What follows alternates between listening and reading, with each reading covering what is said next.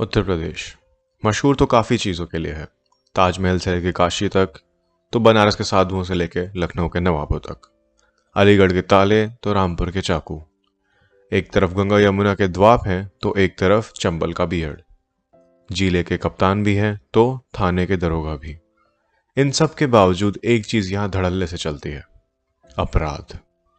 अपराधी अपना काम करते हैं और पुलिस भी अपना काम करती है, और इन दोनों के बीच का द्वंद्व सुनसान और शहरों में हुए एनकाउंटरों तक सीमित ना होकर बरसों कोर्ट कचहरी के चक्कर काटता रहता है।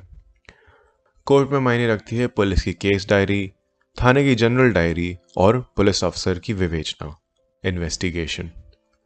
ऐसे ही इन्वेस्टिगेटर रहे हैं भुवन Chandra Awasthi.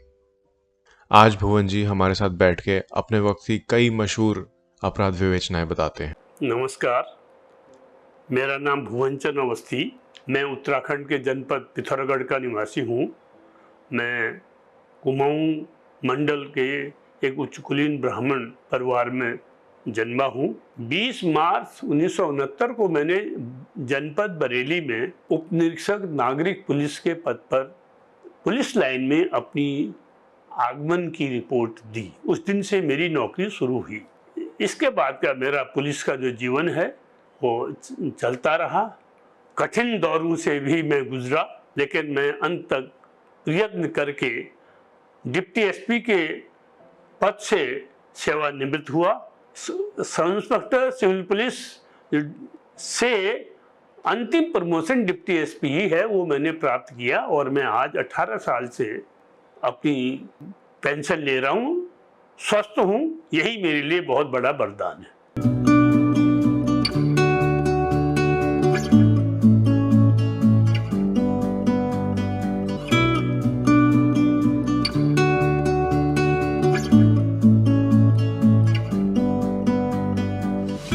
CPMT combined pre medical test एक काफ़ी महत्वपूर्ण एग्ज़ाम है। ऐसे जितने एग्ज़ाम होते हैं इनकी काफ़ी कड़ी निगरानी होती है। क्वेश्चन पेपर्स कहाँ बन रहे हैं, कहाँ से आ रहे हैं और किसके साथ में हैं, मगर फिर भी भ्रष्टाचार अपना रास्ता ढूंढ ही लेता है। ये कहानी है 1984 के CPMT पेपर लीक की। भुवन जी आज हमारे साथ बैठ के हमें बताते हैं उन्होंने इसकी विवेचना कैसे की और वक्त के साथ नई चीज़ें कैसे सामने आई। 1984 में CPMT पेपर करने के लिए शासन स्तर पर एक समिति बनी। उस समिति ने फैजाबाद यूनिवर्सिटी, जो अवर यूनिवर्सिटी है, उसके वाइस चांसलर को उसका इंचार्ज बनाया, और उसके बाद एक उप समिति बनी।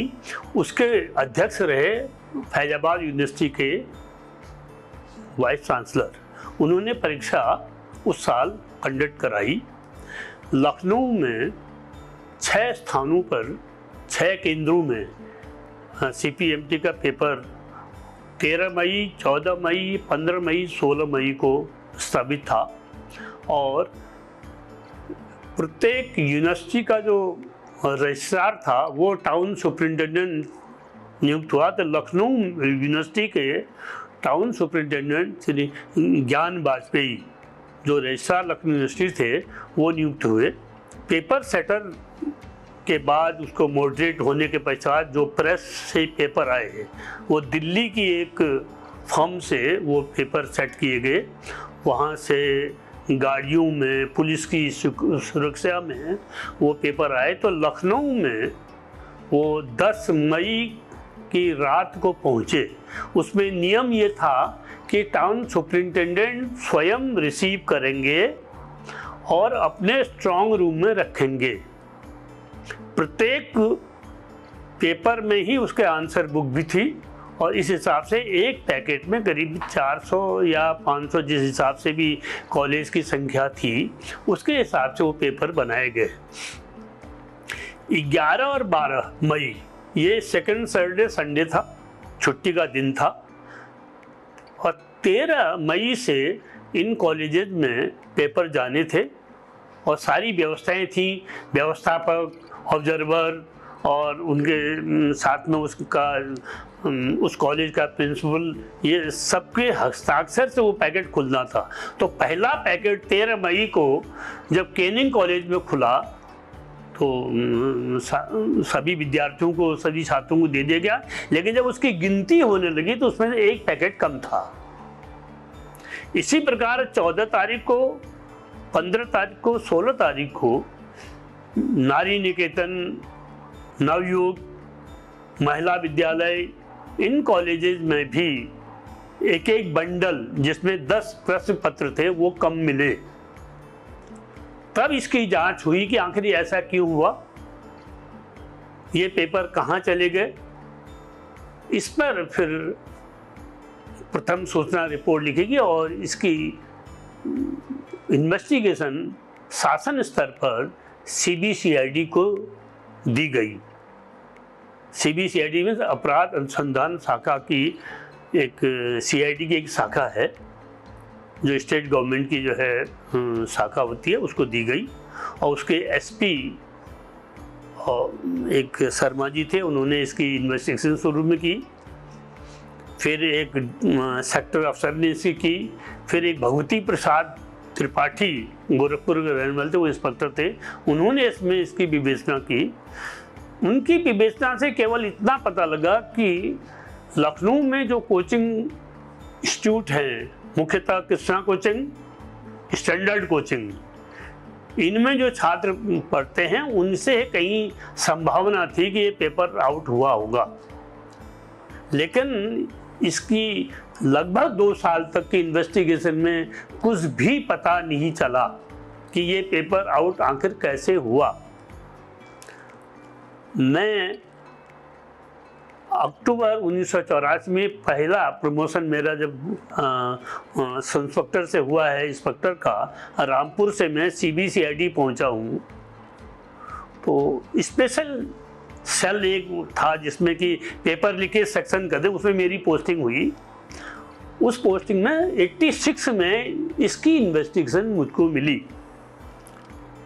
तब तक इस केस में 200 केस डायरी कर चुकी थी, लेकिन उनका जब मैंने मूल्यांकन किया तो रिजल्ट बिल्कुल 5% था। केवल इतना ही अब तक हुआ था कि ये जो जितने कोचिंग कॉलेजेस हैं इनके रिकॉर्ड को केवल लिया गया था और कुछ नहीं। तो मैंने अपनी इन्वेस्टिगेशन का एक जो तरीका है सीआरपीसी के आधार पर, उससे मैंने अपनी इन्वेस्टिगेशन शुरू की। सबसे पहले मैंने उसको जो एफआईआर लिखने वाला दीवान था उसके कथन लिए। उसके बाद जब मैं आगे बढ़ा तो मुझे ये लगा कि ये परीक्षा मई में जो पेपर लीक हुआ है ये कैंसिल शासन ने कर दिया। फिर जुलाई में परीक्षा हुई और जुलाई की परीक्षा में और पहले परीक्षा का जब थोड़ा सा मिलान किया गया तो पता लगा कि ये तो लगभग 300 से अधिक छात्र ऐसे हैं जिनके 500 नंबर से ज़्यादा अंतर है। तो मैं सबसे पहले अवध यूनिवर्सिटी फैजाबाद गया, वहाँ के रजिस्ट्रार से मैंने संपर्क किया और मैंने उनसे ये अभिलेख मांगे, पहले परीक्षा का पूरा रिजल्ट और दूसरे परीक्षा का भी। और मैं वाइस चांसलर श्री मेहरोत्रा थे, उनसे भी मैं मिला। उनसे मैंने रिक्वेस्ट की कि आप मुझे पेपर सेटर पेपर मॉडरेटर का नाम बताया। उन्होंने इसको मना कर दिया। लेकिन मैंने उनसे एक प्रश्न जरूर पूछा। समिति ने यह तय किया था कि जिस बॉक्स में प्रश्न पत्र आएंगे उसी बॉक्स में आंसर बुक जाएंगी और वो लकड़ी का होगा। लेकिन प्रेस ने, जो दिल्ली में प्रेस था, उसने प्रश्न पत्र कार्डबोर्ड के बॉक्स में भेजे। ये मैंने प्रश्न जब उनसे पूछा वाइस चांसलर से, तो उनका कोई जवाब, उन्होंने संतोषजनक जवाब, उत्तर नहीं दिया।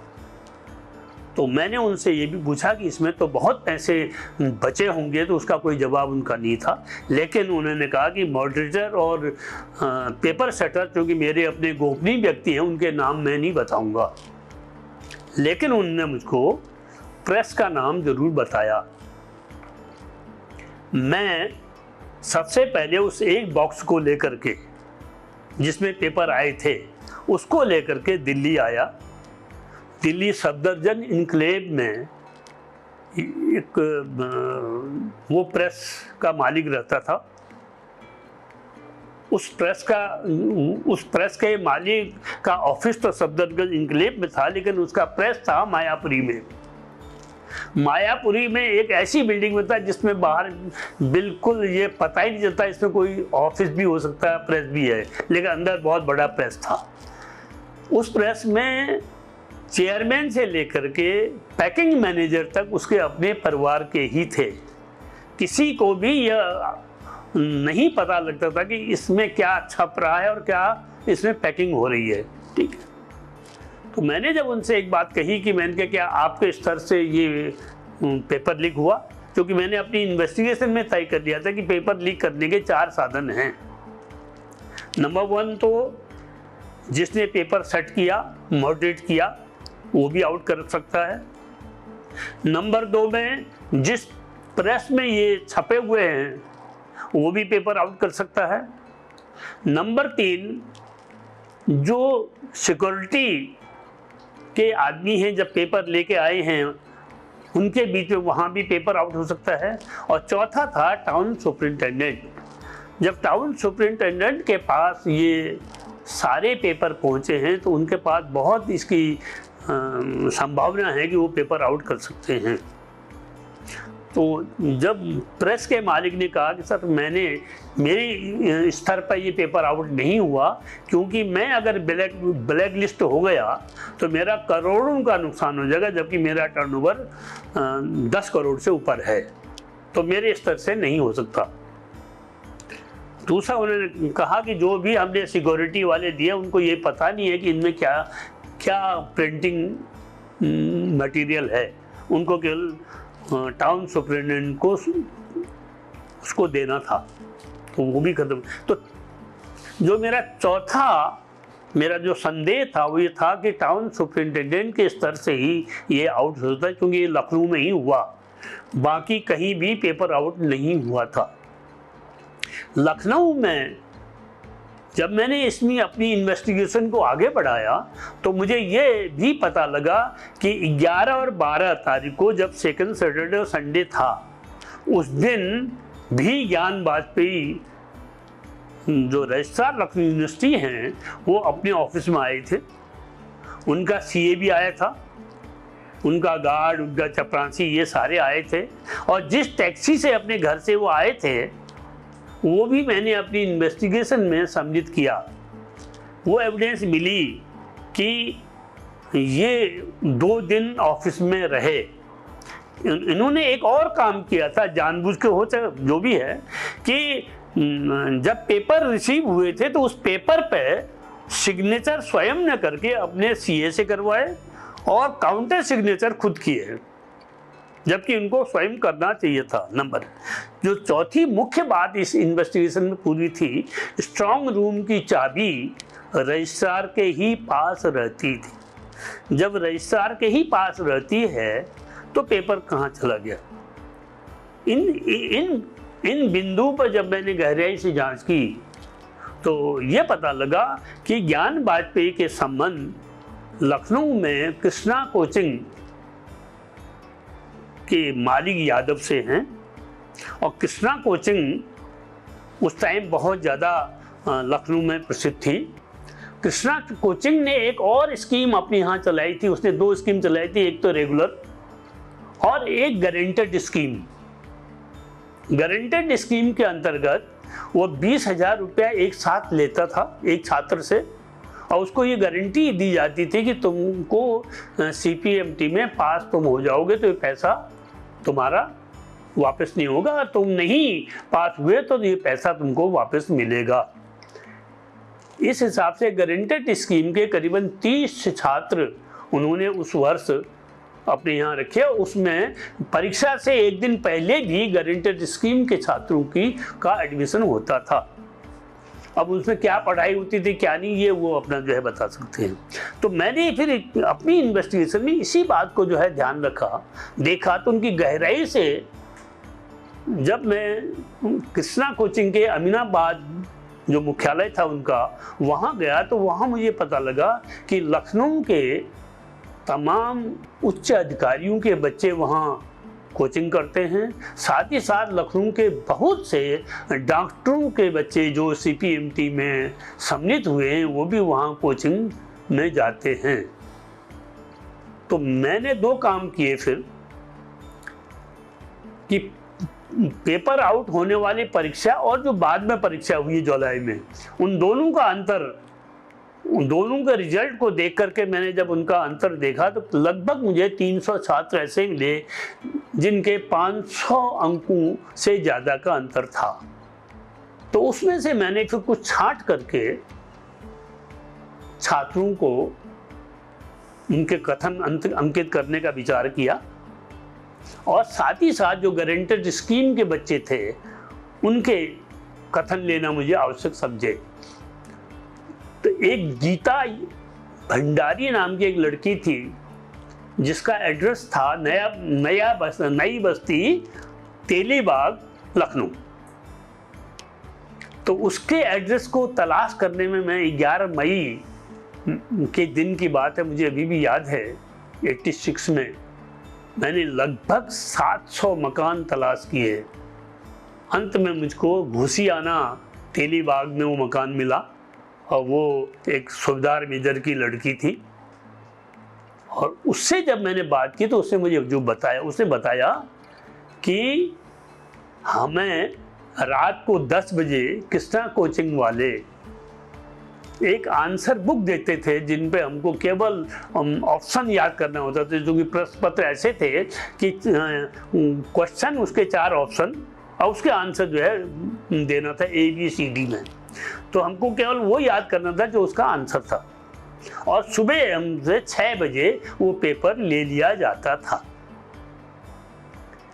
तो मैंने इस हिसाब से करीबन 10 छात्रों से भिन्न भिन्न जगह में जाके बात की।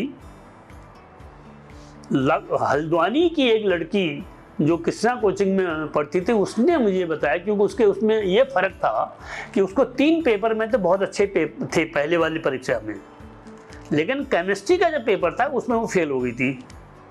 तो मुझे थोड़ा सा शक हुआ और दूसरे वाली परीक्षा में उसका बहुत अंतर था। तो मैं हल्द्वानी जा कर के मैंने उससे जब बात की तो पहले तो उसने बिल्कुल नहीं बताया, लेकिन चूँकि मैंने फिर उससे अपनी कुमाऊनी भाषा में जब उससे बात की और थोड़ा सा अपनत्व तो उसको दिखाया तो उसने मुझे जो सही बात बताई, उसने कहा, मैं तो उसको रेगुलर कहा उसने कि मैं कृष्णा कोचिंग में रेगुलर स्टूडेंट थी और उन्हीं के हॉस्टल में रहती थी। 3 पेपर का मैंने 5-5 हज़ार के हिसाब से पैसा दिया उनको और चौथे पेपर का मैं नहीं दे पाया, तो 3 पेपर का उन्होंने मुझे आंसर बुक दिए। रात को 10 बजे हमको आंसर बुक मिलते थे और सुबह 6 बजे वो आंसर बुक हमसे ले ली जाती थी, फिर हम परीक्षा में जाते थे। चौथे पेपर का मैं नहीं दे पाया, इसकी वजह से मैं उसमें फेल हो गई। मैंने जब उससे पूछा कि कोई ऐसी बच्ची भी है तुम्हारे दोस्त है जो ये आंसर बुक मुझे, तब उसने मुझे बताया कि हिमाचल प्रदेश से एक लड़की आई थी नाहन से, वो 2 परीक्षाएं देने के बाद फिर नहीं दे पाई, लेकिन वो आंसर बुक उसके पास हो सकती है। तो फिर मैंने नाहन जाकर उस लड़की का तलाश किया और उससे मैंने उसके स्टेटमेंट लिए, तो वो पेपर भी मुझे मिल गया। तो ये सारी एविडेंस मैंने इकट्ठा की और इकट्ठा करने के बाद वर्ष 1987 में CBCID का जो तरीका ये है कि किसी भी इन्वेस्टिगेशन को कंप्लीट होने के बाद एक रिपोर्ट बनती है जिसको कहते हैं DFR, draft final report. Draft final report जब नीचे से बनती है, पहले विवेचक बनाता है, उसके बाद सेक्टर अफसर उसको अप्रूव करता है, फिर SP, फिर DIG, फिर IG, फिर DG लेवल तक जब वो पहुंचता है तब उसको जब अप्रूव हो जाती है उसके बाद अब उसकी आगे की कार्रवाई होती है, वो कॉपी सीधे गवर्नमेंट को जाती है। तो मेरी और उसी में हमने जो है जब ये भेजी कि इसमें 2 लोगों के खिलाफ आरोप पत्र की संस्तुति की गई, कृष्णा कोचिंग के मालिक यादव के खिलाफ और लखनऊ यूनिवर्सिटी के रजिस्ट्रार ज्ञान वाजपेयी के खिलाफ। मैंने इन दोनों के सोर्स ऑफ इनकम की भी जांच की इनके तमाम संपत्ति, क्योंकि ज्ञान वाजपेयी नौतनवा के रहने वाले थे, गोरखपुर के, उनकी ज़मीन और उनके तमाम सब और लखनऊ की प्रॉपर्टी, सारे चीज़ का हिसाब मैंने अपनी इन्वेस्टिगेशन में किया। ऐसे ही किस्सा कोचिंग का भी किया। और ये चूँकि ज्ञान वाजपेयी सरकारी वो गवर्नमेंट सर्वेंट थे, लिहाजा उनके आरोप पत्र लगाने से पूर्व उनकी अपॉइंटिंग अथॉरिटी, जो कि उत्तर प्रदेश शासन या गवर्नर जिसको कहें वो थे, उनसे अनुमति लेना जरूरी था।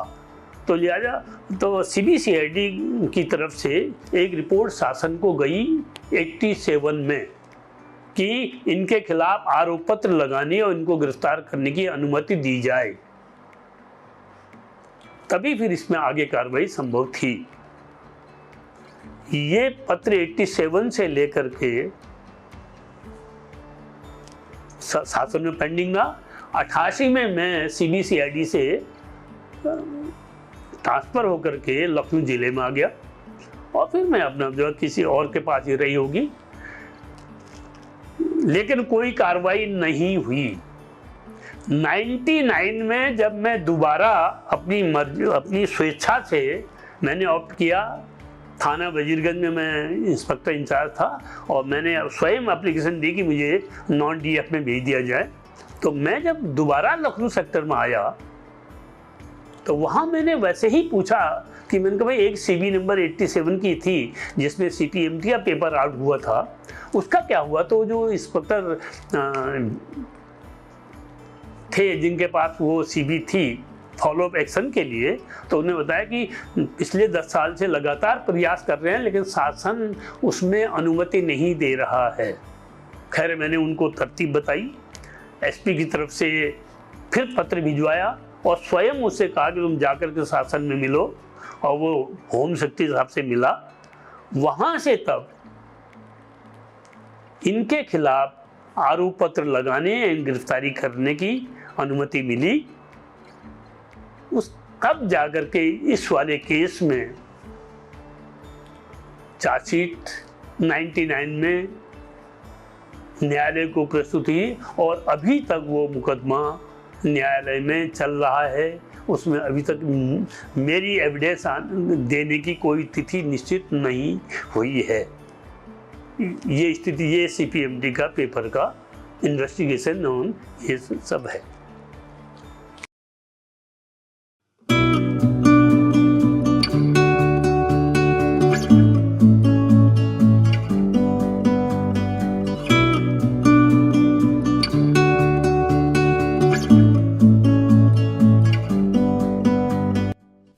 आयुर्वेद कहने के तो आज पूरी दुनिया आयुर्वेद के पीछे भाग रही है, मगर घोटालों और अपराध की दुनिया ने इसे भी नहीं छोड़ा।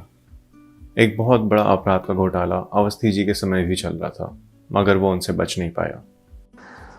आयुर्वेद डिपार्टमेंट उत्तर प्रदेश शासन में बहुत ही मुख्य विभाग है, जिसमें तमाम समस्त आयुर्वेद कॉलेज और क्षेत्रीय आयुर्वेदिक अधिकारी उसके नियंत्रण में होते हैं।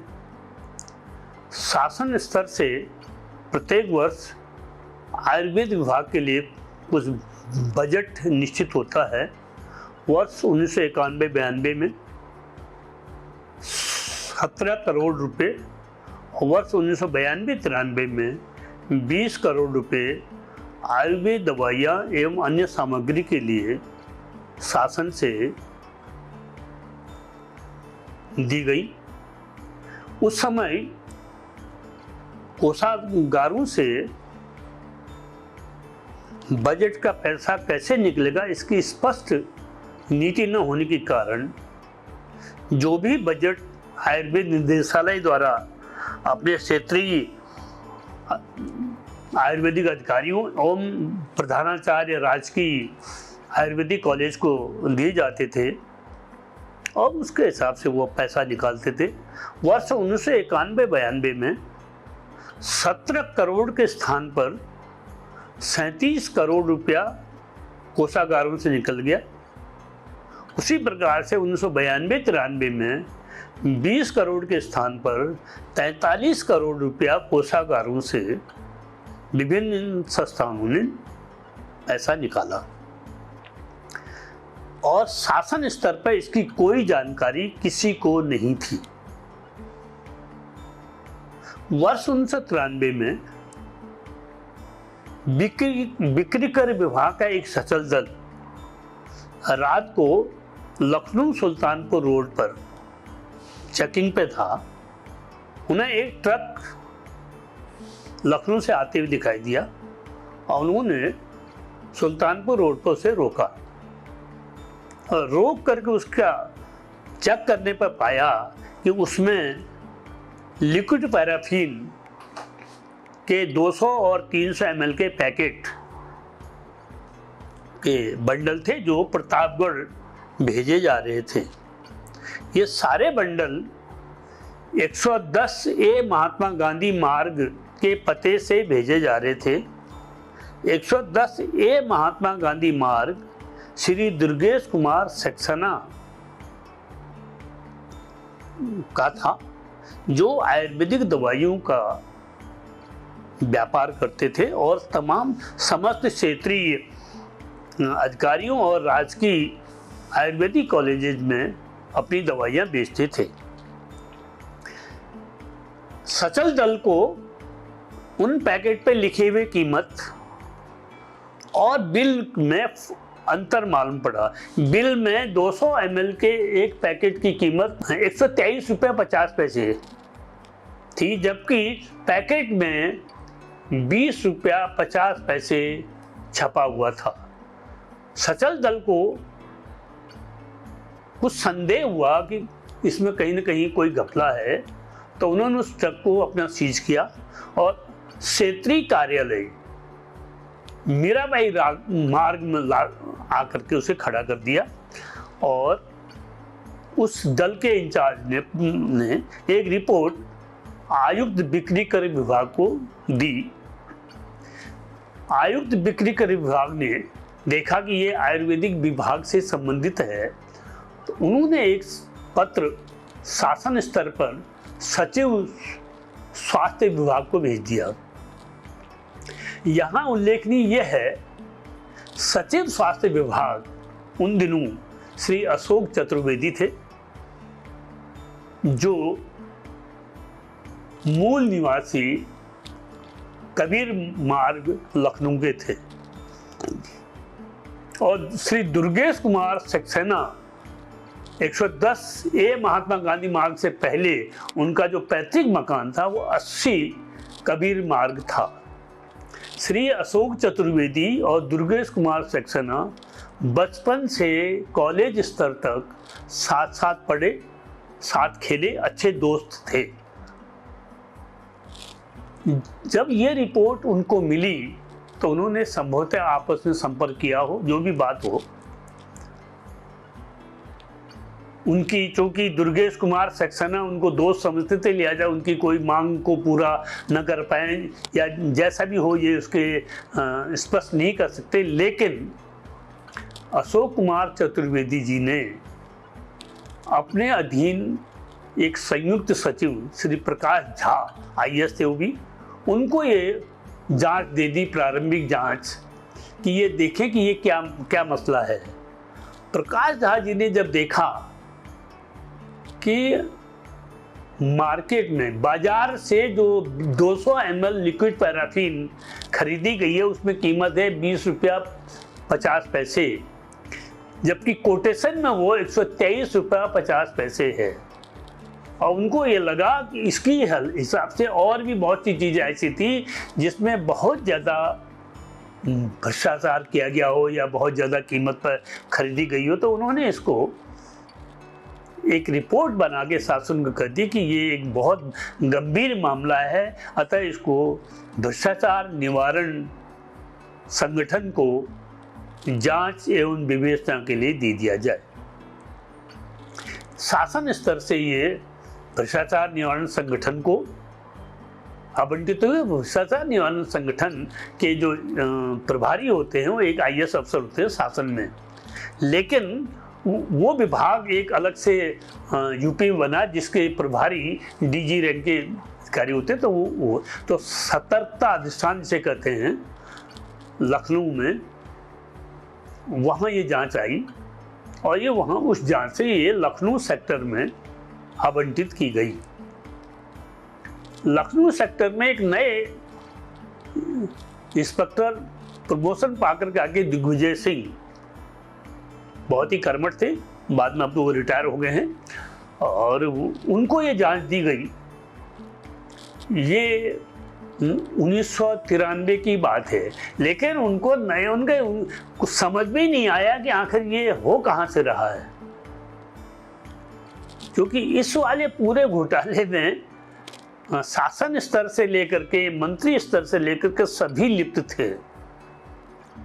इस कारण इसका प्रचार बहुत ज़्यादा नहीं हुआ, समाचार पत्रों में भी बहुत छोटे स्तर पर आया, और उसके बाद ये जो है शासन स्तर पे, लेकिन विजिलेंस में जांच शुरू होने के बाद उसकी पहली प्रगति आख्या जब शासन को भेजी गई, विजिलेंस संगठन को भेजी गई, उसमें 9 आयुर्वेदिक कॉलेज के प्राचार्य को निलंबित करने की संस्तुति भी की गई, और ये बताया गया कि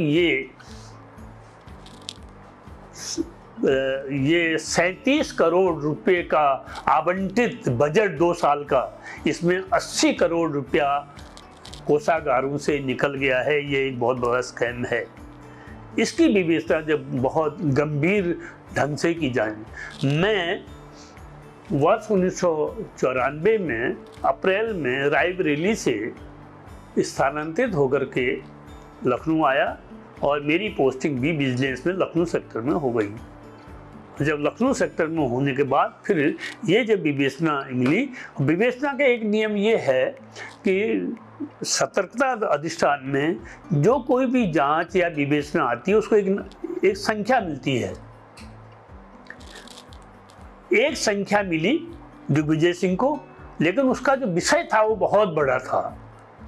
उन्होंने ये रिक्वेस्ट की कि मुझे तो पूरा साल इसी में लग जाएगा, क्योंकि 12 जांचों का साल भर का टारगेट भी है, कोटा है जिसको निकालनी जरूरी है, तो कैसे कर पाएंगे। तो एक दिन मीटिंग में ये बात तय हुई कि जितने भी क्षेत्रीय कार्यालय हैं और राजकीय कॉलेज है, उनके हर एक का अलग अलग नंबर मिल जाए। इस हिसाब से 45 नंबर मिल गए और उसको तमाम सब इंस्पेक्टरों को बांट दिया गया। तो मुझे अल्मोड़ा एंड पिथौरागढ़ 2 जिलों की जांच मिली।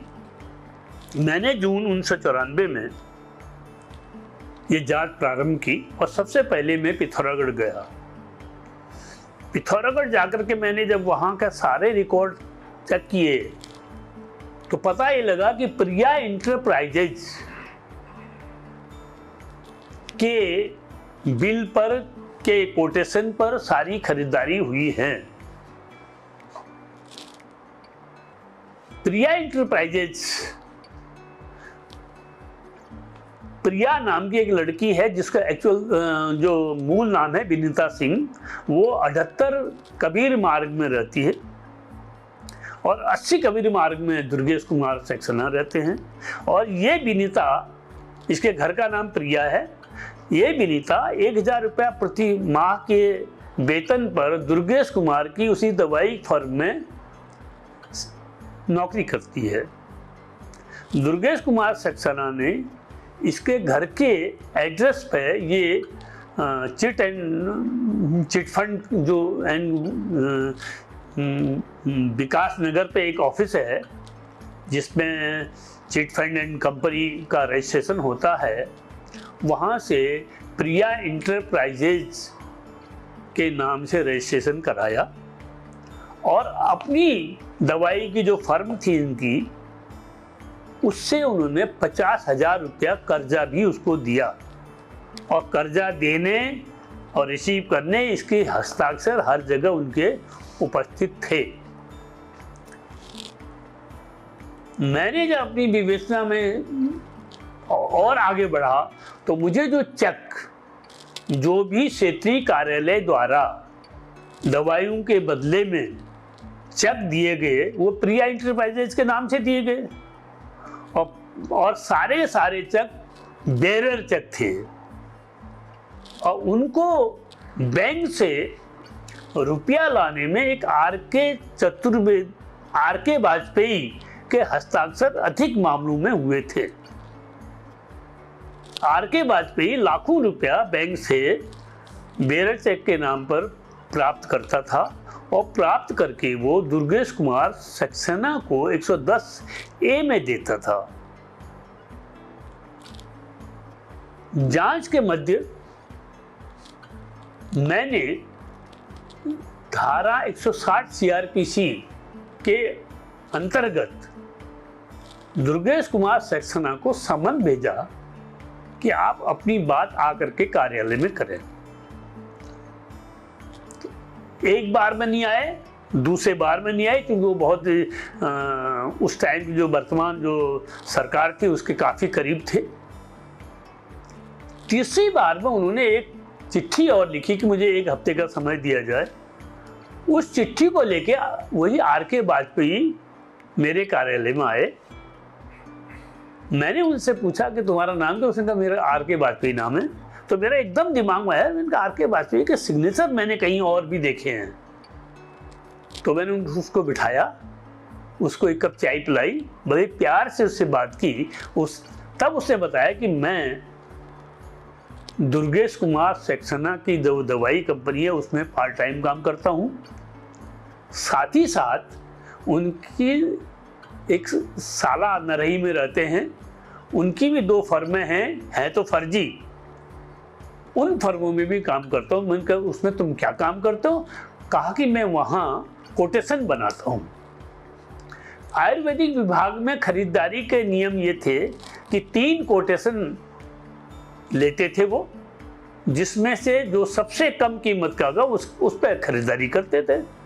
तो दुर्गेश कुमार सक्सेना एक तो प्रिया इंटरप्राइजेज का कोटेशन देते थे जो सबसे कम कीमत पे, और 2 कोटेशन वो अपने साले की जो 2 फर्में थी फर्जी, उनसे कोटेशन देते थे। तो वो जो 2 फर्में फर्जी थी उनके कोटेशन लिखने वाला आर के वाजपेयी था, और पैसा रिसीव करने वाला आर के वाजपेयी था। तो मैंने उसको बैठा करके उसके हस्ताक्षर के नमूने लिए, और उन हस्ताक्षर के नमूने लिए उसके मैंने बयान लिए। उसने मुझे बताया कि पैसा जितना भी चेक का है बैंक से करने के बाद दुर्गेश कुमार सक्सेना के पास जाता है। यह स्थिति होने के बाद फिर मैंने और जब आगे इन्वेस्टिगेशन की तो पता ये लगा कि 1992-93 और 1991-92 में योजना भवन के सामने एक किराए के मकान में आयुर्वेदिक निदेशालय चलता था। उसमें तमाम क्षेत्रीय अधिकारी बजट लेने के लिए लाइनें लगाते थे, और जो जितना पैसा वहां दे देता था उसको उतना ही बजट मिलता था, और वो अपना जाकर के फिर फर्जी दवाइयां खरीदते थे। इस घोटाले में जब मैंने ये देखा कि मार्केट में 200 ml लिक्विड पैराफिन जहाँ से सप्लाई हुई है वहाँ 20 रुपया 50 पैसे है, और कोटेशन में 123 रुपये 50 पैसे है। ऐसे ही प्रिंकल नीडल कर दी, जैसे कोई खून निकालने की एक सुई होती है, वो मार्केट में 1 रुपये की 3 मिलती थी उस टाइम, लेकिन कोटेशन में 99 रुपया 50 पैसे उसकी कीमत थी। इसी हिसाब से बहुत सी चीजें थी दवाइयाँ जिनके कीमतें बहुत ज्यादा लिखी गई थी। इन सब चीज को देखने के लिए मैं जब पिथौरागढ़ के अस्पतालों में भी गया और वहां से सारे रिकॉर्ड लिए मैंने, और उन रिकॉर्ड को लेने के बाद उसी प्रकार अल्मोड़ा से भी मैंने रिकॉर्ड लिए, तो ये पाया कि इस भ्रष्टाचार में उनके अकाउंटेंट से लेकर के क्षेत्रीय अधिकारी भी सम्मिलित हैं। तो क्षेत्रीय अधिकारी मुख्य उसमें क्योंकि इन्वॉल्व थे, और दुर्गेश कुमार सक्सेना इन्वॉल्व थे।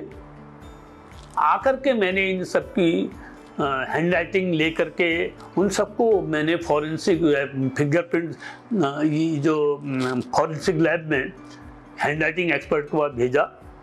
वहाँ से रिपोर्ट आने के बाद मैंने इसकी एक DFR तैयार की, ड्राफ्ट फाइनल रिपोर्ट। उस ड्राफ्ट फाइनल रिपोर्ट को लेकर के जब मैं अपने मुख्यालय गया, वहाँ डिप्टी सेक्रेटरी रैंक के हमारे एक SPO थे, उनके पास ले गया मुख्यालय में और उनको समीक्षा करनी थी। तो समीक्षा करने के मध्य ही उन्होंने साफ शब्दों में मुझे बता दिया कि इसमें दुर्गेश कुमार सक्सेना, शिवराज सिंह और किसी भी ऐसे उससे संबंधित किसी बड़े अधिकारी के खिलाफ कोई कार्रवाई नहीं होगी। मैंने कहा मेरी रिपोर्ट तो पढ़ लीजिए। तो रिपोर्ट पढ़ने के बाद उन्होंने कहा इसमें तो कोई एविडेंस है ही नहीं।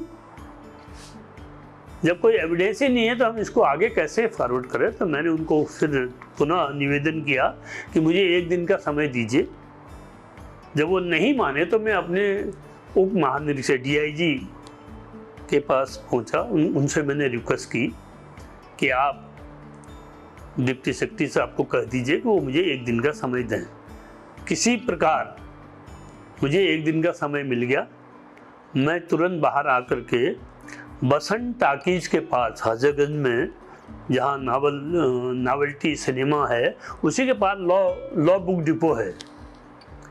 उस लॉ बुक डिपो में जाकर के मैंने कॉस्मेटिक एंड कंट्रोल एक्ट एक आता है, cosmetic drug and control act, वो किताब मैंने खरीदी। 350 रुपये की किताब थी वो। उसको खरीदने के बाद मैंने उसका अध्ययन किया सारी रात भर।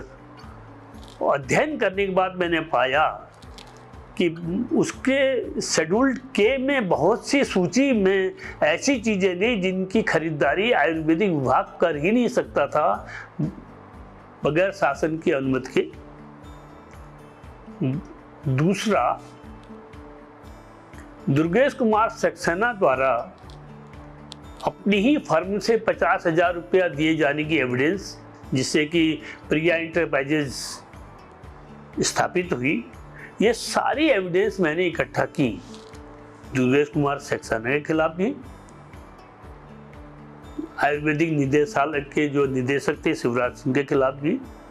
और वो सारी एविडेंस इकट्ठा करने के बाद मैंने अगले दिन पुनः दूसरी रिपोर्ट तैयार की, अपने पुलिस अधीक्षक से उसको रिकमेंड कराया। फिर मैं गया तो उस पर मेरी रिपोर्ट अप्रूव हो गई।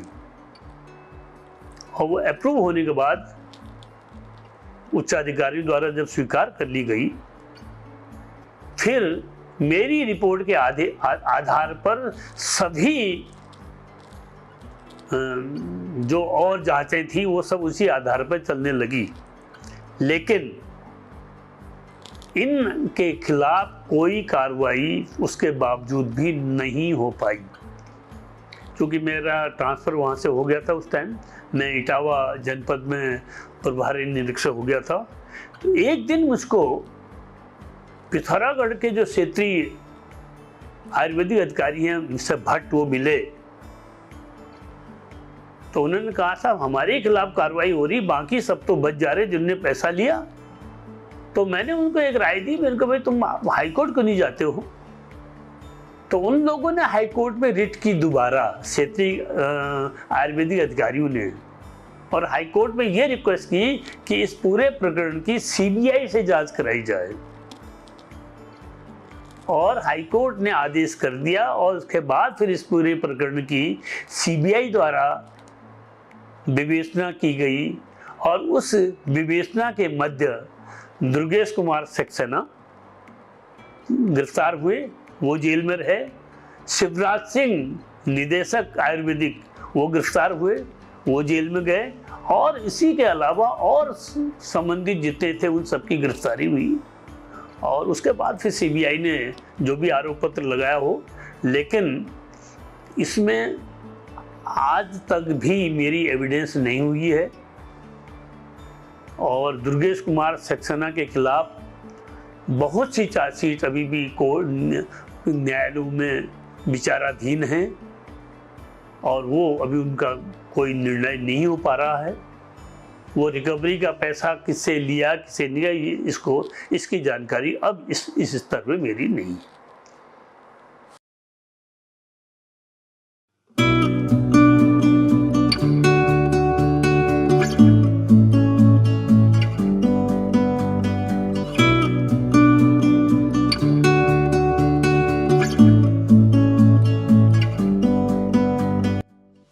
गड़ा हुआ खजाना सुनने में तो बस किस्से कहानियों वाली बात लगती है, मगर भुवन जी के समय में ये किस्से कहानियां हकीकत बन गए और इस पे बहुत बड़ी चर्चा हुई।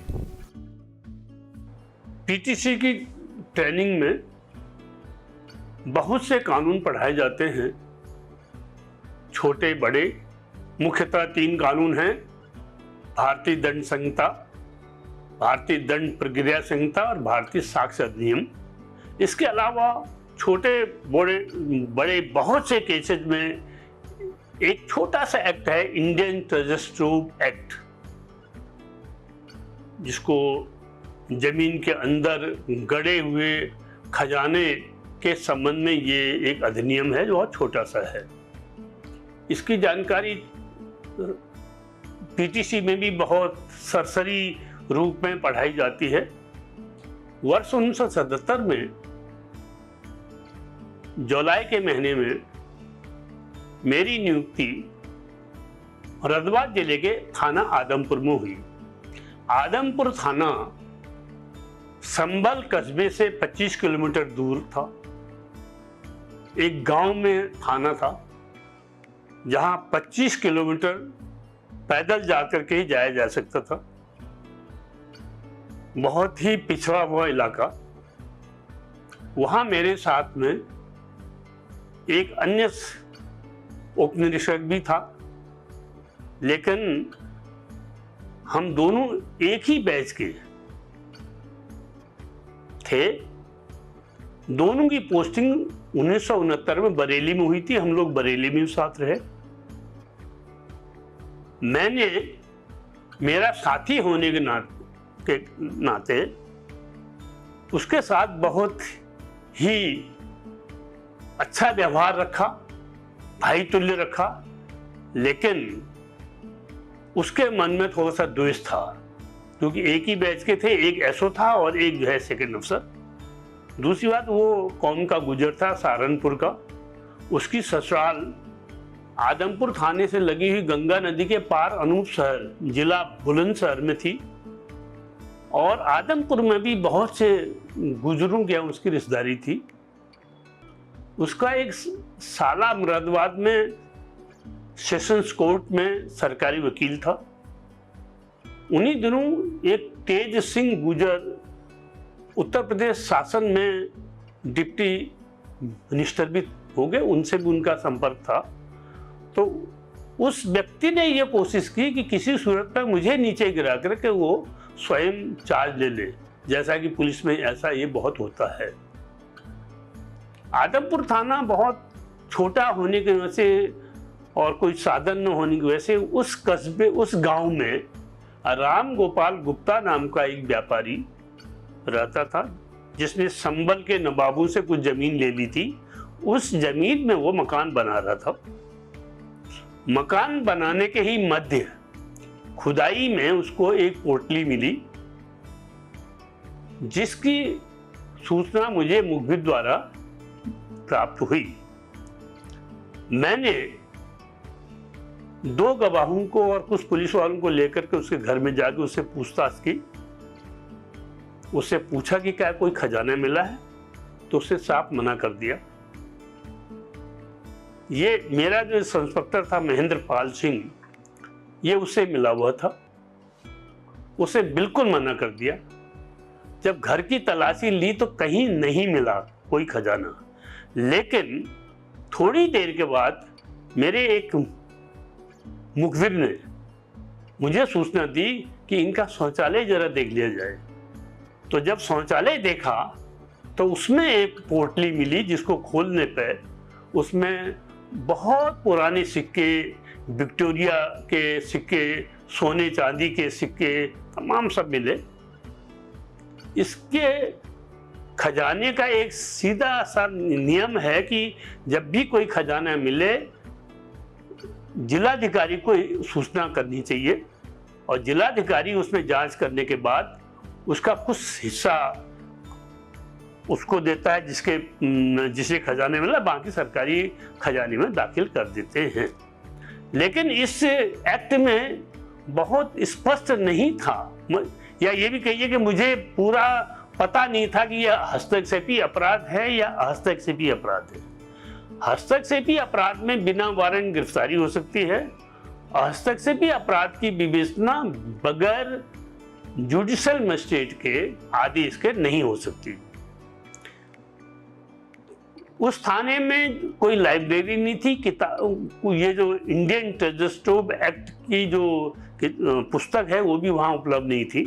तो मेरे पास और कोई साधन नहीं था, तो मैंने बिल्कुल पड़ोस का थाना हयात नगर संभल कस्बे से लगा हुआ वहाँ वायरलेस से बात की, क्योंकि और कोई साधन नहीं था मेरे पास। वायरलेस से बात करने पर वहाँ के एसओ ने, वहाँ के हेड कांस्टेबल जो दीवान जिसे कहते हैं, उन्होंने बताया ये हस्तक्षेपी अपराध है और 2-3 थानों का उन्होंने उदाहरण दिया और मैंने विश्वास कर लिया। और उस विश्वास पर जो खजाना मुझे मिला था, जिसको मैंने बहुत नियमानुकूल अपने कब्जे में लिया हुआ था, उसको लेके थाने आया। थाने में आकर के मैंने अपनी जो मेमो बनाया था उसके आधार पर प्रथम सूचना रिपोर्ट अंकित की। और प्रथम सूचना रिपोर्ट क्योंकि मैंने धारा 154 के अंतर्गत अंकित की, जो हस्तक्षेपी अपराध है, तो मुझे राम गोपाल गुप्ता को मैंने हवालात में बंद कर दिया। अगले दिन उसको न्यायालय में प्रस्तुत किया। न्यायालय में प्रस्तुत करने के बाद पता लगा कि वो ये तो हस्तक्षेपी अपराध है, इसमें न तो मैं विवेचना कर सकता हूं न मैं किसी को गिरफ्तार कर सकता हूं। न्यायालय ने उसको जमानत दे दी, छोड़ दिया। महेंद्र पाल सिंह जो सब इंस्पेक्टर के मदद से राम गोपाल गुप्ता ने उसी दिन जमानत मिलने के बाद मेरे खिलाफ, मेरे उन पुलिस वालों के खिलाफ जो मेरे साथ थे और उन जनता के जो 2 गवाह थे उन सब के खिलाफ डकैती 395, 342, घर में अवैध घुसने के और नकबजनी टाइप का जो है, इन 3 का एक इस्तिगासा कर दिया। इस्तिगासा भी उसी हिसाब से चलता है जैसे पुलिस केस चलता है। मैंने न्यायालय से अगले दिन अनुमति ली, उसकी विवेचना की, उसमें आरोप पत्र लगाया और समय पर गवाहों को पेश किया। न्यायालय ने राम गोपाल गुप्ता को 1 साल की सजा और 1000 रुपया जुर्माना करके उस केस का निर्णय कर दिया। लेकिन उसने सेशंस कोर्ट में अपील की तो सत्र न्यायाधीश ने यह कहकर के अपील को स्वीकृत कर दिया कि एक आम आदमी को कानून की जानकारी नहीं हो सकती है, इसकी वजह से राम गोपाल गुप्ता को कानून की जानकारी नहीं थी, उनसे छोड़ दिया।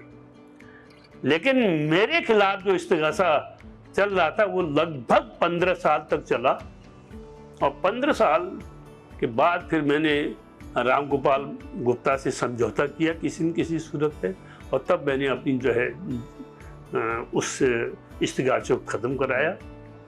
इससे ये भी हुआ कि पुलिस विभाग में अपराधियों से और अन्य दुष्टों से तो बचा जा सकता है, लेकिन अपने स्टाफ से बचना बहुत मुश्किल है, जो पीठ पर घाव करते हैं। ये एक सीख मुझे इस विवेचना से मिली।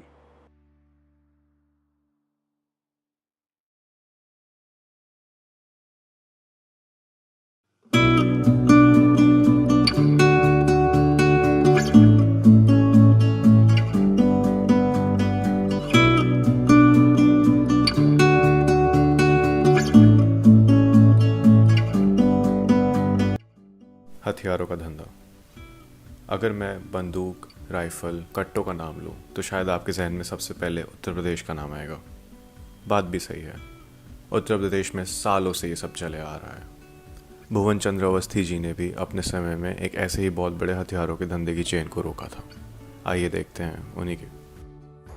उत्तर प्रदेश में प्रत्येक जिले में आर्म्स की शस्त्र बिक्री की बहुत सी दुकानें होती हैं, जिसमें जिलाधिकारी एंड कुछ मामलों में शासन स्तर पर लाइसेंस मिलता है। मुख्यतः जो SBBL बंदूक के बिक्री का लाइसेंस तो DM देता है, लेकिन राइफल एंड वो पिस्टल आदि इन सब के लिए शासन के गृह विभाग के सेक्शन 5 से ये लाइसेंस मिलता है।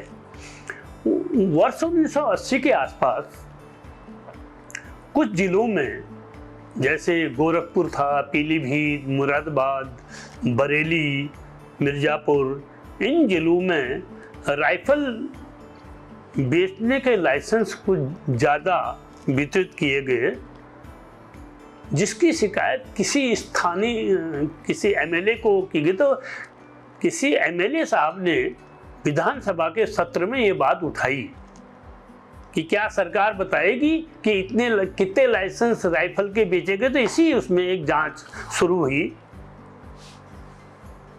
और उस जांच में वो CBCID को जांच आई, जिसमें पांच जिलों में राइफल के लाइसेंस बेचने की जांचें हो रही थी, जिसका CBCID के सेक्टर 2 से उसकी जांच शुरू की गई।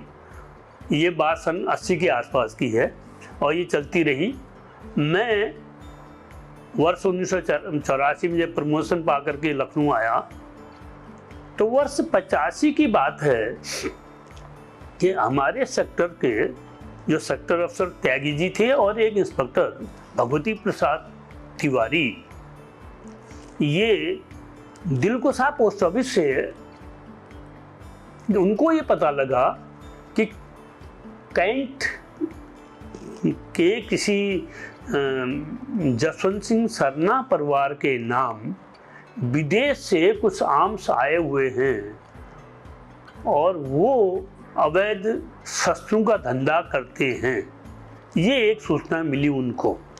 तो इस सूचना पे उन्होंने, क्योंकि पोस्ट ऑफिस में वो पैकेट आए हुए थे दिलकुशा में, वहाँ तो न देखने को इनको मिल नहीं सकता बगैर मत नियम के विरुद्ध, तो उन्होंने सीधे आकर के अपने मुख्यालय CBCID में एक एप्लीकेशन, एक प्रार्थना पत्र दिया अपने SP को कि हमको ये विश्वस्त सूत्रों से पता चला है कि जसवंत सिंह सरना कैंट में जो रहते हैं, उनके परिवार के नाम 8 पैकेट आए हैं जिसमें असला हैं विदेश से। ये एक धंधा चल रहा है। तो उस पर उन्होंने CB नंबर दे करके जांच शुरू करा दी। जब उसकी जांच शुरू हुई तो प्रारंभिक जांच में ही कोई पेपर नहीं, कोई कुछ नहीं पता लगा, लेकिन प्रारंभिक जांच में उन्होंने एक सीधा साधा सा ये कर दिया कि आर्म्स एक्ट में शस्त्र अधिनियम के धारा 39 में एक प्रोविजन दिया गया है कि विदेश से कोई भी शस्त्र अगर कोई आदमी मंगाता है तो उसको DM की परमिशन पूर्व में लेनी पड़ेगी। और उस पर उन्होंने उसका उल्लंघन होने पर इन्होंने देखा कि भाई इनके यहाँ जो पैकेट आ रहे हैं वो ये लाइसेंसी तो हैं, लेकिन उन्होंने DM से परमिशन नहीं ली। लिहाजा उन्होंने अपनी जांच को यही कंक्लूड करके एक DFR भेज दी कि साहब इन सब के खिलाफ मुकदमा कायम करना चाहिए।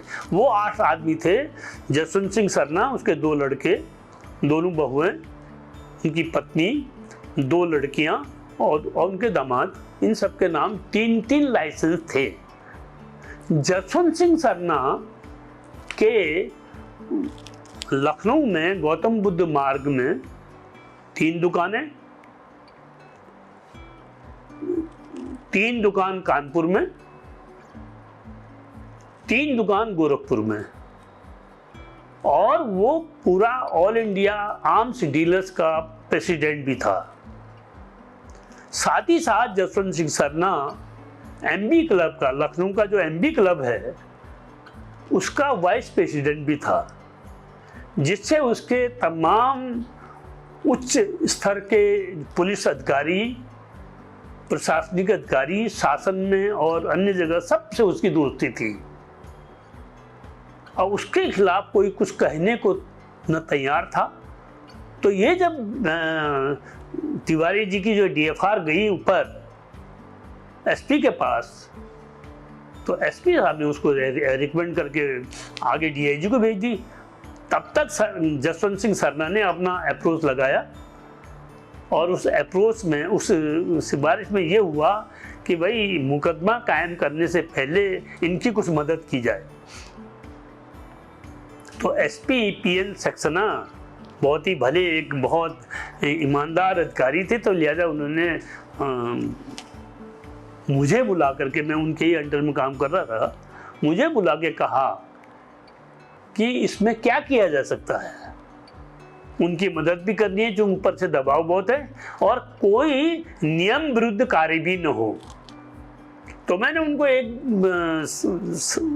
राय दी कि केवल हम जसवंत सिंह सरना के बयान अंकित करें, उनको एक मौका दें कि वो क्या कहना चाहते हैं, ये कोई गलत बात भी नहीं थी। तो उन्होंने लिखकर मुझको दे दिया, उसकी इन्वेस्टिगेशन जांच मुझे मिली। अभी जांच करेंगे उसको, क्योंकि इसमें CRPC में धारा 154 में प्रोविज़न है कि कोई भी हस्तक्षेपी अपराध की पहले FIR होती है, हस्तक्षेपी अपराध की 155 में FIR होती है। हस्तक्षेपी अपराध की बगैर मजिस्ट्रेट के स्वीकृति के उसकी इन्वेस्टिगेशन पुलिस नहीं कर सकती, लेकिन हस्तक्षेपी अपराध में पुलिस बगैर वारंट गिरफ्तार भी कर सकती है और इन्वेस्टिगेशन शुरू करती है, और इसमें केस जारी करती है। जांच का विषय जो है CRPC में नहीं है, लेकिन CID में है। तो CBCID की इन्वेस्टिगेशन, वो प्रक्रिया के आधार पर ये जांच प्रारंभ हुई। तो हमने उसके जसवंत सिंह सरना से कथन अंकित किए, उससे बात की। बात करने पर पता लगा कि उसके परिवार के प्रत्येक व्यक्ति के पास 3-3 लाइसेंस हैं, और उन्होंने जर्मनी की एक कंपनी, इरमा कंपनी से .32 बोर के रिवॉल्वर खरीदे हैं 1600 रुपये में वहाँ, और कस्टम एक्ट के आधार पर, कस्टम एक्ट की धारा 110, 111, 112, 113 के आधार पर उन्होंने 500% उसकी पेनल्टी दिल्ली के बहादुर शाह जफर मार्ग पर एक फॉरेन पोस्ट ऑफिस है, वहाँ असिस्टेंट कमिश्नर रैंक का एक कस्टम का एक अधिकारी बैठता है, वही पोस्ट ऑफिस भी है, उसमें ये पैसा जमा कर किया है, और उस पोस्ट ऑफिस से वो उनके दिलगुसा पोस्ट ऑफिस में वो पार्सल आए हैं, कोई गलत नहीं है। उन्होंने कहा कि इसमें कोई गलती नहीं है। हमने ठीक है, मैंने इसकी जो है जांच आगे शुरू की। तो जांच आगे शुरू करने में सबसे बड़ी चीज़ है, क्योंकि जसवंत सिंह सरना बहुत ही प्रभावशाली व्यक्ति थे, और अगर उन्होंने वो पार्सल एक बार ले लिए तो फिर उनसे पार्सलों को लेना बहुत कठिन काम था। तो मैं थोड़ा सा, मैं कानून को जो है मैं पढ़ता था, तो सेक्शन 191 CRPC में प्रोविज़न है कि पोस्ट ऑफिस और बैंक से यदि आपको कोई रिकॉर्ड लेना है तो उसका तरीका क्या है। उसका तरीका यह है कि डिस्ट्रिक्ट मजिस्ट्रेट से इजाज़त ले, डिस्ट्रिक्ट मजिस्ट्रेट ही आदेश कर सकता है। तो मैंने अपने पुलिस अधीक्षक महोदय के माध्यम से एक पत्र जिलाधिकारी लखनऊ को लिखवाया, मैं लेके गया स्वयं, और उनको मैंने वो प्रस्तुत करके, जिलाधिकारी लखनऊ ने मुझको पोस्ट मास्टर दिलकुशा के लिए एक पत्र दिया कि ये सारे 8 पार्सल मुझे दे दी जाए ताकि मैं उनको नज़ारत में जमा करूं। मैंने ये प्रक्रिया सबसे पहले की, वो 8 पार्सल मैंने अपने कब्जे में लिए, और लेने के बाद मैंने उनको नज़ारत में जमा कर दिया, सुरक्षित हो गए। फिर मैंने उसकी इन्वेस्टिगेशन आगे शुरू की। इन्वेस्टिगेशन आगे शुरू करने पर पता लगा कि प्रत्येक साल ये जो केंद्रीय सरकार का वाणिज्य विभाग है, ये अपनी फॉरेन पॉलिसी निश्चित करता है। जो भी सामान बाहर से आता है उसकी एक पॉलिसी निश्चित होती है। ऐसे ही शस्त्र के संबंध में भी निश्चित हो। तो मैंने 84-85 की वो पॉलिसी जो कि थी उसको मंगा करके मैंने पढ़ा। उसको पढ़ने के बाद पता लगा कि विदेश से उस समय केवल 2 तरीकों से ही आर्म्स आप मंगा सकते थे। एक तो आपका कोई ब्लड रिलेशन वाला विदेश में हो और आप यहाँ पर लाइसेंसी हो तो वो खरीद करके आपको दे सकता है, लेकिन उसमें पाबंदी है कि आप 10 साल तक उस शस्त्र को बेच नहीं सकते। दूसरा तरीका ये था कि अगर आप लाइसेंसी हैं, विदेश में जाएं या यहीं से भी मंगाएं विदेश से, और विदेश से वो शस्त्र आए इंडिया में और फॉरेन पोस्ट ऑफिस के माध्यम से 500% पेनल्टी देने के बाद वो आपके पास आएगा। इसमें पाबंदी ये है कि 5 साल तक वो शस्त्र आप बेच नहीं सकते और आपके लाइसेंस में वो एंट्री होगी। श्री जसवंत सिंह सरना एंड कंपनी, मतलब उनका पूरा परिवार इसमें कैसे धंधा करता था, वो ये कि वो अपने सारे लाइसेंसों को कहीं गुम हो गए करके ये एक रिपोर्ट लिखवाते थे और आर्म्स कलर से मिल करके हर साल डुप्लीकेट लाइसेंस बनवा लेते थे, जिसकी वजह से जो पिछले उन्होंने आर्म्स अगर खरीदे भी है उनकी एंट्री तो गायब हो जाएगी। और उसके बाद ये वो आर्म्स को खरीदते थे। 1600 में मान लिया उन्होंने खरीदा और 8,000 रुपये उन्होंने पेनल्टी दी, तो लगभग 9,500 रुपया खर्च हुआ और उसको वो 80 से 85,000 रुपये में बेचते थे। इसकी जब मैंने पूरी जब छानबीन की, उस छानबीन में यह भी पता लगा कि लखनऊ जिले में पिछले 10 साल से जितने भी लाइसेंस जारी हुए वो परमिट पे हुए हैं, लाइसेंस बुक में नहीं हुए हैं, परमिट पे हुए हैं। और परमिट में भी ऊपर लिखा हुआ है नियम 125 के अंतर्गत परमिट। मैंने जब शस्त्र नियमावली पढ़ी तो उसमें तो सब मिलाकर के जो है 64 नियम थे। उस 1959 में जो नियमावली बदली, उससे पहले वाले जो अंग्रेजों के टाइम से शासन से या भारत के स्वतंत्र होने से पहले से बना हुआ था, उसमें जरूर 125 से ज़्यादा नियम थे। तो मैंने ये सब पूछा कि मैंने जब ये नियमावली ही खत्म हो गई 1959 में, तो अभी भी परमिट इस पर कैसे बन रहे हैं? इसका कोई जवाब नहीं दे पाया, जिला प्रशासन बिल्कुल कोई जवाब नहीं दे पाया। और जब इसी हिसाब से जब पूरे उत्तर प्रदेश में देखा मैंने, तो सभी जिलों में यही धांधली थी, कोई देखने वाला नहीं था। भ्रष्टाचार की एक चरम सीमा थी, जिसमें आर्म्स डीलर और आर्म्स क्लर्क एंड उसके जो भी इंचार्ज हैं, उन सब की देखा देखी में, उन सब के जो है उनमें ये सब भ्रष्टाचार चल रहा था। तो मैंने अपनी जांच में उन सारे जिलाधिकारी और सारे जिलों के वो जो लाइसेंस, इन सबको कैंसिल करने और उनके खिलाफ कार्रवाई करने के संबंध में लिखा, और साथ ही साथ इस धंधे को बंद कराने के लिए जो है ये मैंने शासन को रिपोर्ट लिखी। और वो अभी तक वो आर्म्स हाई कोर्ट में मामला चल रहा है और अभी तक वो आर्म्स इतने सालों बाद भी जगदीश सिंह परिवार को अभी नहीं मिल पाए हैं। एक धंधा तो हुआ ये। हथियारों का जो दूसरा धंधा था, जो सन 1980 वाला, जिसमें एक विधायक जी ने विधानसभा में क्वेश्चन किया था, उस पर जांच हुई। उस जांच पर 5 जिलों की फाइलें गृह विभाग के सेक्शन 5 में से गायब हो गई। उन फाइलों के, उन पत्रावलियों के गायब होने की जांच मुझे मिली। जब उन पत्रावलियों को जांच, गायब होने की जांच मुझे मिली, तो जब पत्रावलियां गायब हो गई तो उस पर एक्शन क्या होना है। तो मैं सबसे पहले गृह विभाग के सेक्शन 5 में गया।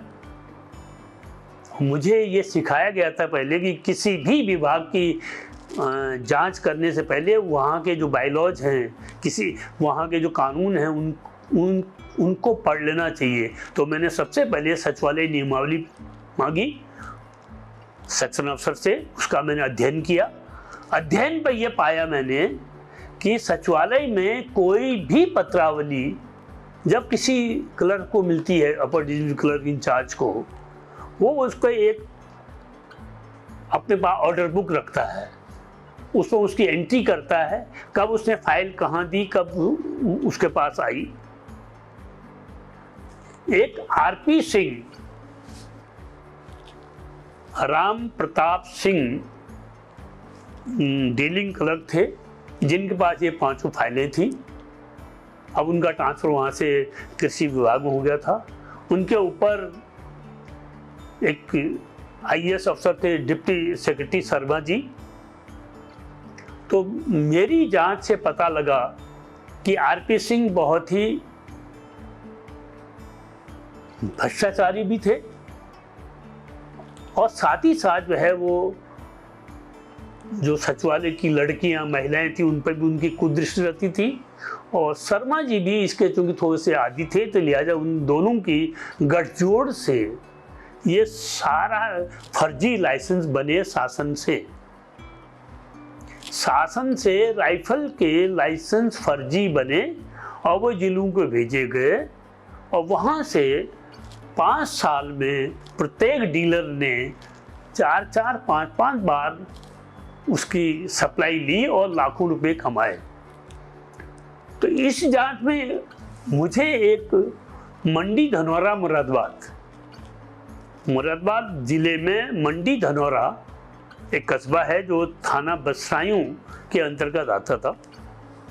वहाँ का भी एक राम गोपाल गुप्ता के नाम राइफल के लाइसेंस मिले।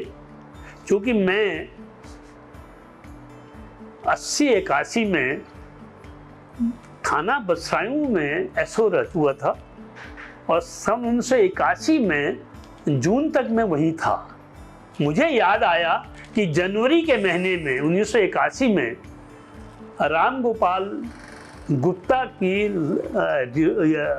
राइफल की लाइसेंस की एप्लीकेशन आई, जिसको मैंने नॉट रिकमेंड करके भेजा।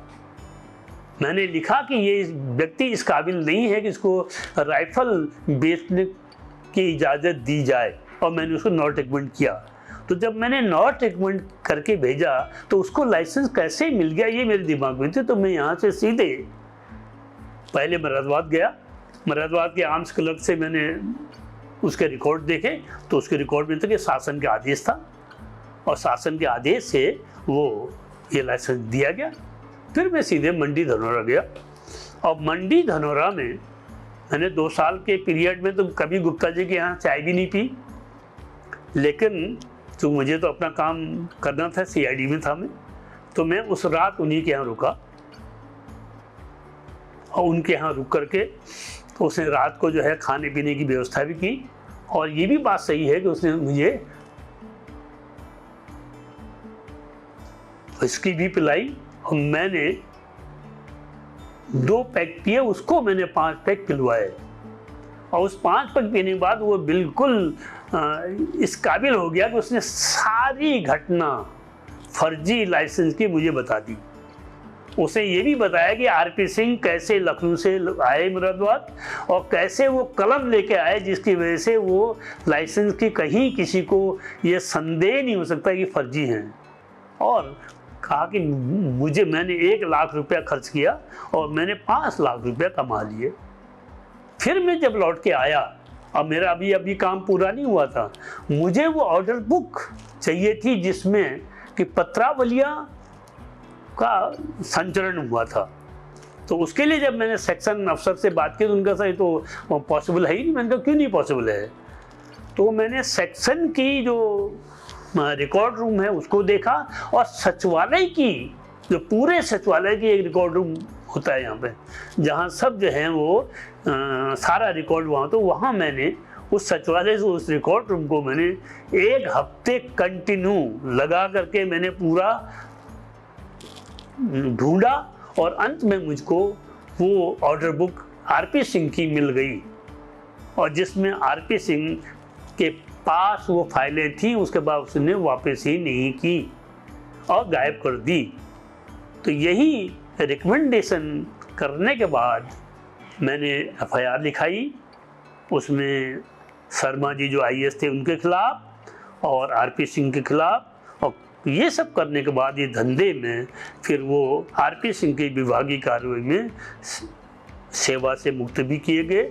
और क्या आगे की कार्रवाई हुई होगी, फिलहाल मैंने अपना काम किया और इस हिसाब से ये शस्त्रों का जो धंधा है ये कम हुआ, लेकिन कम अभी भी नहीं हुआ है, इसलिए कि इसमें आर्म्स क्लब जो जिले में होता है वो आर्म्स डीलरों से इस कदर उनकी आपस में तालमेल होता है कि वो सारे काम जो नहीं भी होने चाहिए भ्रष्टाचार के में लिप्त होकर के हो सकते हैं, हो रहे हैं।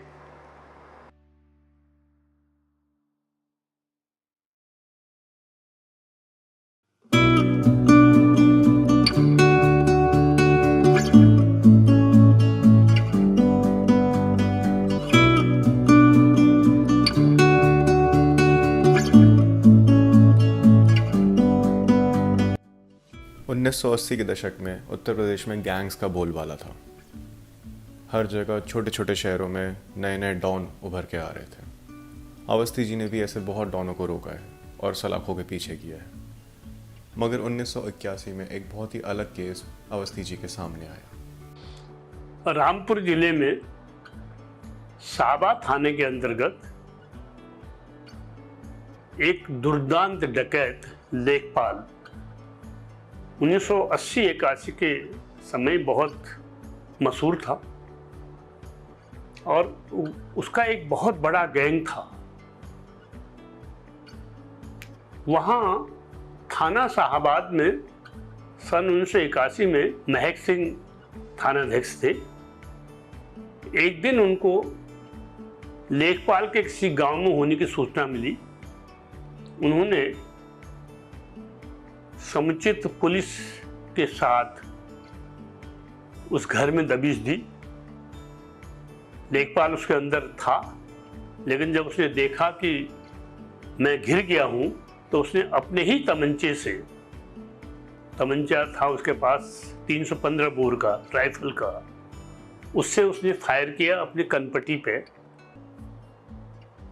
और यहां फायर करके गोली सर से बाहर निकल गई। लेकिन इतना होने के बावजूद भी वो बच गया। पुलिस ने उसको तुरंत गिरफ्तार करके अस्पताल भेजा। रामपुर जिला अस्पताल से उसको मेडिकल कॉलेज मेरठ भेजा गया और मेरठ में कुछ दिनों रहने बाद ठीक होके वापस रामपुर जेल में आया। वो इतना सातिर किस्म का था, रामपुर जेल में आकर के उसने पुलिस अधीक्षक उस समय श्री सुनील कृष्ण थे जो डीजी से रिटायर होकर के नोएडा में रहते हैं, उनको एक पत्र लिखा। क्योंकि मैं उस समय पुलिस अधीक्षक के रीडर का कार्य कर रहा था।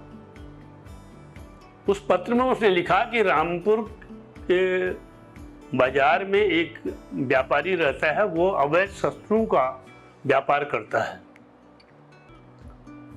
पुलिस अधीक्षक महोदय के कहने पर मैं लेखपाल से जेल में मिलने गया और जेल में मिलने के लिए मुझे किसी अनुमति की जरूरत थी, वो तो मुझे कहीं से मिली नहीं और मुझे जाना भी जरूर था।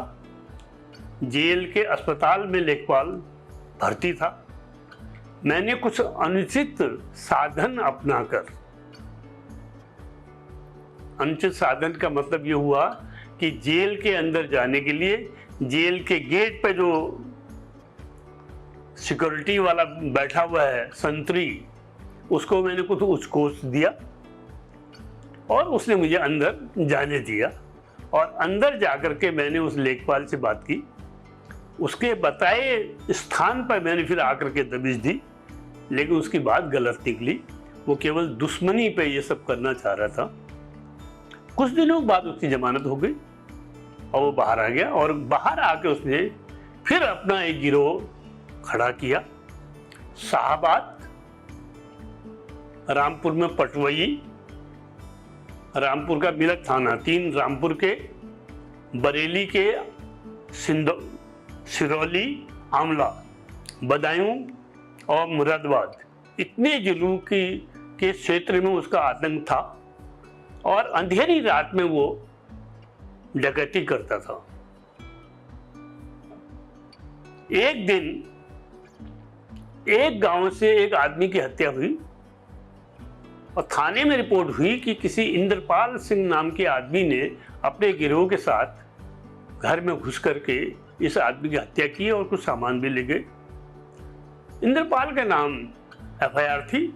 मैं मौके पर गया और मैंने वहां इन्वेस्टिगेशन की। इन्वेस्टिगेशन के दरमियान ही मुझे रामगंगा के किनारे जंगल में वहां से कुछ आवाज आई, कुछ लोग भागते हुए मेरी तरफ आए, तो पता लगे वहां एक आदमी की हत्या हो गई है। मैं वहां मौके पर पहुंचा, मौके की स्थिति देखी मैंने। जो ही मैं मौके की स्थिति देख रहा था, तभी उस झाड़ियों से एक आदमी घायल अवस्था में हाथ ऊपर खड़े किए हुए आया, और मैंने उसकी शक्ल देखते ही मैंने उसे कहा, अरे तुम तो लेखपाल हो। तो उसने कहा कि इंद्रपाल के गिरोह ने इस आदमी की हत्या की है और मैंने बीच बचाव किया तो मुझे भी मारा है। इतने में ही जिस आदमी की हत्या हुई थी उसकी 9 वर्ष की लड़की और एक 11 वर्ष की भांजी जो उसी के साथ थे, उन्होंने उस आदमी को देखकर, उस लेखपाल को देख करके कहा कि यही तो हो जिसने हमारे बाबा को मारो है। साथ ही ये भी उसकी भांजी ने कहा कि क्योंकि ये मुझसे छेड़खानी करने की कोशिश कर रहा था, इसी के गिरोह ने इसको घायल करके भाग गए हैं।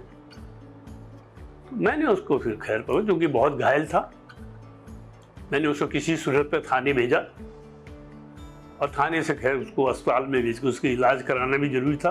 कितना बड़ा भी दुर्दांत अपराधी हो, उसकी जान बचाना जरूरी थी। लेकिन मेरे सामने जो सबसे बड़ी समस्या ये थी कि इस हत्या की कोई रिपोर्ट लिखाने वाला नहीं था।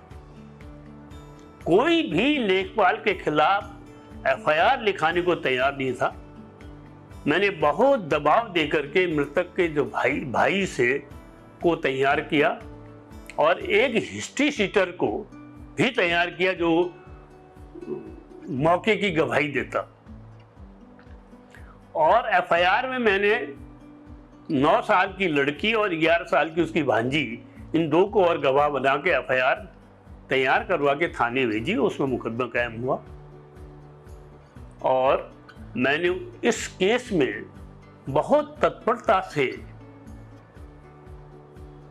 आरोप पत्र न्यायालय में प्रेषित किया और आरोप पत्र के बाद हाईकोर्ट, इलाहाबाद हाईकोर्ट से भी लेखपाल की जमानत नहीं होने दी, पूरी पैरवी की। लगभग 2 साल के बाद जब इसका मुकदमा सेशन में आया तो जो मुद्दई था, मृतक का भाई और वो हिस्ट्री शीटर, दोनों पक्षद्रोही हो गए। पक्षद्रोही में हॉस्टाइल। उन्होंने हमारे एफआईआर के आधार पर साक्ष्य नहीं दी। अब मेरे पास केवल 2 गवाह बच गए थे। एक वो लड़की 9 साल की जो अब 11 साल की हो गई और 11 साल वाली 13 साल की हो गई थी। उनको मैंने 2 दिन बहुत नियमानुसार उसको तैयार किया उनको जिरह, जो वकीलों की जिरह होती है वो समझाई, और उन दोनों लड़कियों ने न्यायालय में बहुत अच्छे ढंग से साक्ष्य दी, जिसके आधार पर लेखपाल को आजीवन कारावास की सजा हुई और वो अभी भी जेल में रह करके अपनी सजा काट रहा है।